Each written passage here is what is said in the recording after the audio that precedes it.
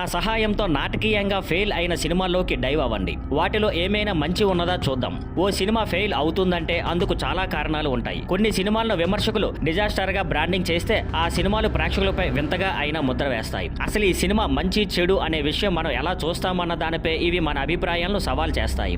ఎక్కువగా ఓ సినిమాని బురదలో నెట్టే అంశాలు, బలహీనమైన కథ, అభివృద్ధి చెందని పాత్రలు, చెత్త డైలాగులు, అసమర్థమైన దర్శకత్వం, మంచి పాయింట్ ఉన్న అమలు సరిగ్గా లేకపోతే సినిమా పూర్తిగా బెడిసిపోతుంది.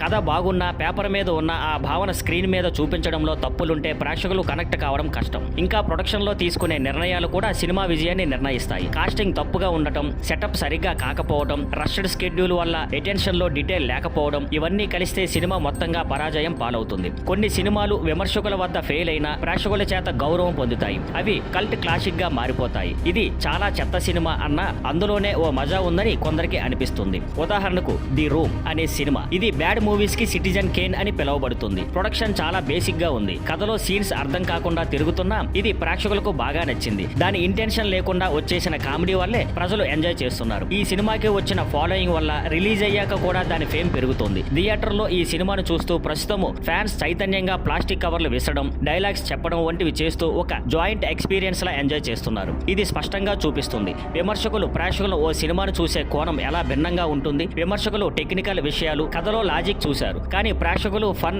కొత్తదనం, విచిత్రతలను ఆస్వాదిస్తారు. మొత్తానికి చెప్పాలంటే ఒక సినిమాపై విమర్శకుల అభిప్రాయాలు ప్రభావం చూపిన ప్రేక్షకులు ఎప్పుడూ తాము అనుభవించిన ఎమోషన్ ఆధారంగా జడ్జ్ చేస్తారు. విమర్శలు మరియు ప్రేక్షకుల అభిప్రాయాల మధ్య ఉండే డైలాగ్ వల్లే మనకు సినిమా అంటే ఏం అంటామో, ఎందుకు ఇష్టం ఉంటుందో అర్థమవుతుంది. మీకు నచ్చిన చెత్త సినిమాలు ఏమిటి కామెంట్స్ లో చెప్పండి. ఇంకా ఇలాంటి ఫిల్మ్ కంటెంట్ కోసం నా ఇతర వీడియోలు చూడండి. సబ్స్క్రైబ్ చేయడం మర్చిపోవద్దు.